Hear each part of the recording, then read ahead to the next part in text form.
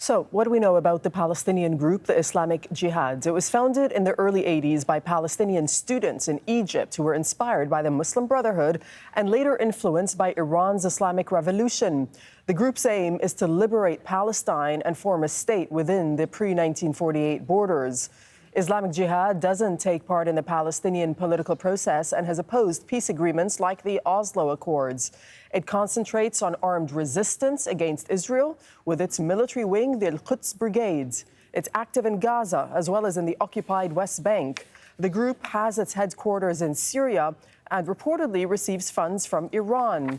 It is designated as a terrorist group by the US, EU, Israel, as well as the United Kingdom. Let's talk about this with Ibrahim Fraihat. He's an associate professor of conflict resolution at the Doha Institute. He's joining us from Doha. Good to have you with us. Thanks for your time on Al Jazeera. So, the Israelis are saying that they are targeting Islamic Jihad, despite we've seen the pictures. They've hit residential buildings. They've also killed a 5-year-old child.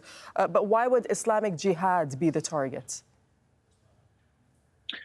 Yeah, well, Islamic Jihad is known to oppose the peace process and the negotiation approach with Israel. It adopts an armed struggle against the Israeli occupation, like Hamas. The Islamic Jihad is a close ally, a very close ally, I would say, with Iran. You can say a proxy of Iran in the region, if you will. It receives funding from Iran, and it's a militant armed group, radical in the Palestinian territories that, unlike Hamas, who is in power in Gaza, that's responsible for the delivery of services for the people.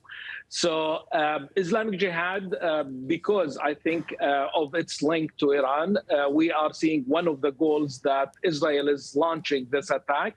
And I cannot, as a regional analyst, separate this from the nuclear negotiations that's happening in Vienna, that Israel is opposing strongly, while the United States and Iran are negotiating and might be reaching an agreement on the Iran's nuclear project. So here is Israel is sending a message that I'm against this and targeting one of Iran's proxies in the region, the Islamic Jihad in Palestine.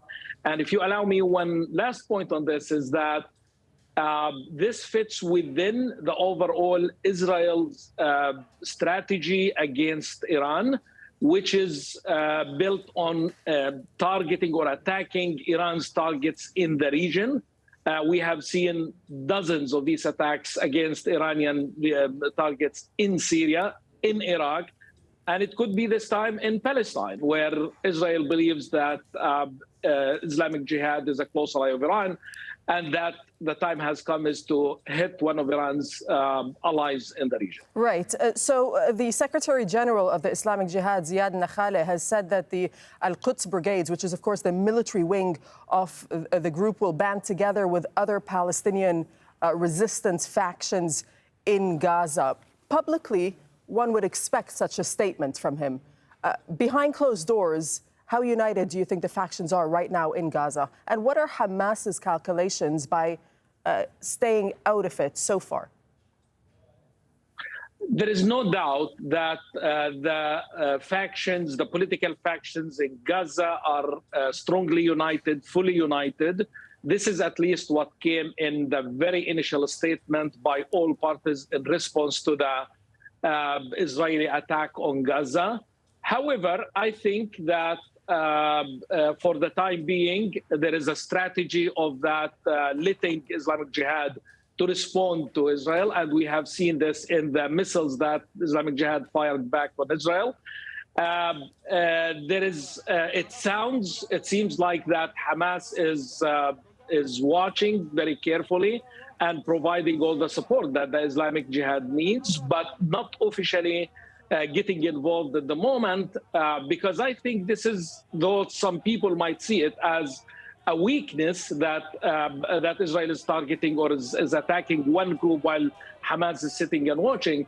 I think this also could be read as is that one powerful aspect of the whole strategy of the political factions in Gaza, that while Hamas is still, on the side, not officially getting involved, this would be something that that the parties, the political factions that can use, and that can Israel, take its calculations on this. Right. This also gives room for regional mediators, as that they talk to Hamas and they try to prevent this expansions from Hamas officially engaging. But on the logistics and all other supports, my reading of the situation, that all political factions in Gaza are involved. How would you gauge the presence as well as the support that Islamic Jihad has, not only in Gaza, but in fact in the West Bank? Because just early this morning, in fact, we saw Israel round up and arrest at least 19 members of Islamic Jihad, 19 activists, rather, of Islamic Jihad in areas of the occupied West Bank. Well, Islamic Jihad is not a big group, political group in Palestine, whether in Gaza or the West Bank. And it could be that actually all started in Jenin, in the West Bank, when Israel arrested one of Islamic Jihad leaders in Jenin before all this started. Now, though it is a small group, but the Islamic Jihad is very efficient, it's highly organized. There is a strong order, if you will, within the party itself, where we have seen, despite its small size, has participated in all the confrontations, the militant confrontations with Israel. It has capabilities to launch missiles against Israel. In the West Bank, it has a presence, definitely. I would say probably similar to Gaza. But again, it's not about the size. It's about power, efficiency, and the ability to engage militarily in a confrontation with Israel. And for that reason, I think Israel is trying, as you said, is trying to arrest its leaders in the West Bank and to contain any action that Islamic Jihad might escalate, because this is an area of escalation.